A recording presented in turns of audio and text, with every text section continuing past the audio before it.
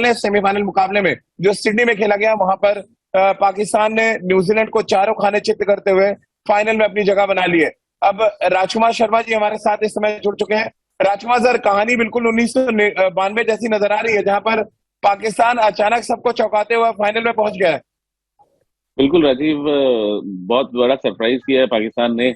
लेकिन मुझे पहले से आशा लग रही थी कि जिस तरह की किस्मत कनेक्शन उनका चल रहा है, जिस तरह साउथ अफ्रीका मैच हारी नीदरलैंड से, तो इससे ज्यादा लक क्या हो सकता है। मैं इसीलिए आपको अगर याद हो 2 दिन से कह रहा था कि मुझे लग रहा है कि हाँ बिल्कुल याद है।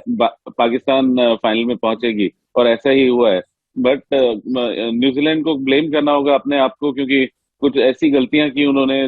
0 रन पर जो बाबर का कैच छूटा, वो बहुत कॉस्टली पड़ा उनको। अगर वहां पर बाबर अगर आउट हो जाते तो नए बॉल पे उनका मिडिल ऑर्डर थोड़ा एक्सपोज हो सकता था। लेकिन शानदार बल्लेबाजी की ओपनर्स ने, और 100 रन से ज्यादा की जब आपकी ओपनिंग स्टैंड हो तो आपको इतना लो स्कोरिंग मैच जीतने में ज्यादा परेशानी नहीं होती, और वही हुआ। तो बहुत बहुत शुभकामनाएं पाकिस्तान को कि वो फाइनल में पहुंचा। लेकिन राजकुमार सर, आपको लग रहा है कैच छूटने से ज्यादा बड़ी गलती थी पहले बल्लेबाजी करना सिडनी के ट्रैक पर, या आपको लग रहा है कि सही डिसीजन था, न्यूजीलैंड के बल्लेबाज उम्मीदों पे खरे नहीं उतरे?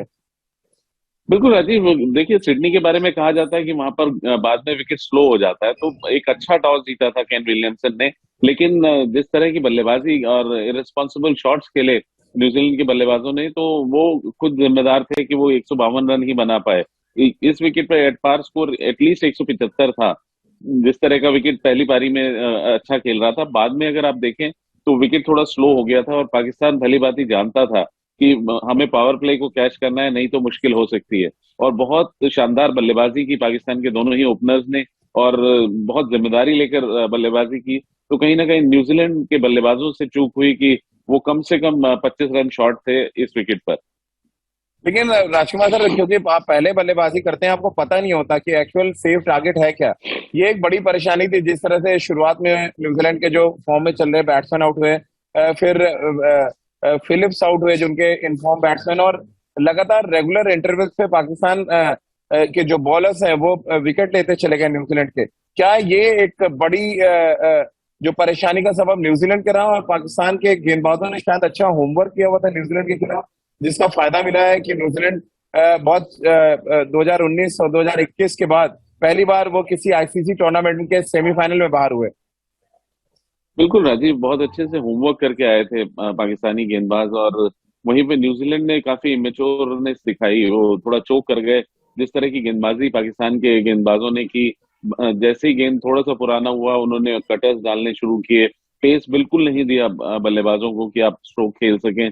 दोनों स्पिनर्स ने शानदार गेंदबाजी की, और कहीं ना कहीं अर्ली विकेट्स खोने की वजह से न्यूजीलैंड के पास बिग हिटिंग बल्लेबाज भी नहीं थे जो स्पिनर्स पे चांस लेते। और मैं कहूंगा कि बहुत अच्छी गेंदबाजी और इररेस्पॉन्सिबल बल्लेबाजी न्यूजीलैंड की, जिसका उन्हें खामियाजा भुगतना पड़ा, और पाकिस्तान फाइनल में पहुंचा। और बल्लेबाजी भी मैं कहूंगा पाकिस्तान ने बेहतरीन बल्लेबाजी की। जिस तरह जी। ओपनर्स ने दोनों ने बल्लेबाजी की, भली बात ही जानते थे कि विकेट बाद में स्लो हो जाएगा अगर वो पावर प्ले अच्छा नहीं किया तो आते ही उन्होंने अटैक किया, और कामयाब रहे, और न्यूजीलैंड की गेंदबाजी एक्सपोज हो गई।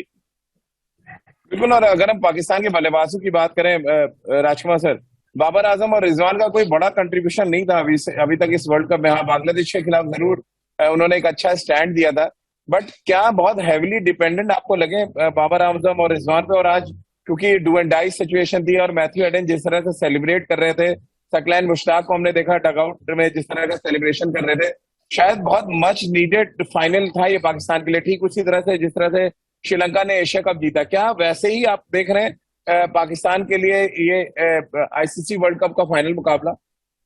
बिल्कुल राजीव, बहुत बड़ा अचीवमेंट है पाकिस्तान के लिए। एक समय ऐसा था कि वहां पर कोई जाकर खेलना नहीं चाह रहा था। अब वहां से आप वर्ल्ड कप के फाइनल में पहुंचे हैं, तो बहुत ही काबिले तारीफ परफॉर्मेंस है, और मच नीडेड। पाकिस्तान की क्रिकेट के लिए बहुत जरूरी था रिवाइव करने के लिए कि वो कुछ ऐसा कारनामा करें। और जो उनके प्लेयरों ने भली भांति किया, और शानदार प्रदर्शन उनका रहा। और बहुत मैं कहूँगा कंट्रीब्यूशन उसमें मैथ्यू हेडन का या सकलेन मुश्ताक का जरूर रहा है, कि जिस हम्म। तरह उन्होंने गाइड किया अपने प्लेयर्स को, और पाकिस्तानी प्लेयर्स उस पर खरा उतरे। बाबर आजम और रिजवान ने जिस तरह की पार्टनरशिप की वो बहुत ही लाजवाब थी। बाबर बिल्कुल भी फॉर्म में नहीं थे, लेकिन जब आप कहते हैं कि जो क्लास होती है वो परमानेंट होती है, फॉर्म टेम्परेरी होती है, तो बाबर ने भी हम्म। दिखाया कि उनके अंदर क्या क्लास है। और आज जब बड़ा मैच था तो बड़े मैच पे बड़ा खिलाड़ी ने परफॉर्म किया और एक शानदार जीत दर्ज की। बिल्कुल। और एक राजकुमार सर, पाकिस्तान से बड़ी कुछ सीख लेने की भी जरूरत है कि आप अगर किसी खिलाड़ी में पोटेंशियल देख रहे हैं तो फिर आप उसको बैक करें। नवाज एक बड़ा एग्जांपल है। बड़ा क्रूशियल विकेट उन्होंने आज फिलिप्स का लिया। फिर साथ ही शादाब ने बहुत अच्छी गेंदबाजी की।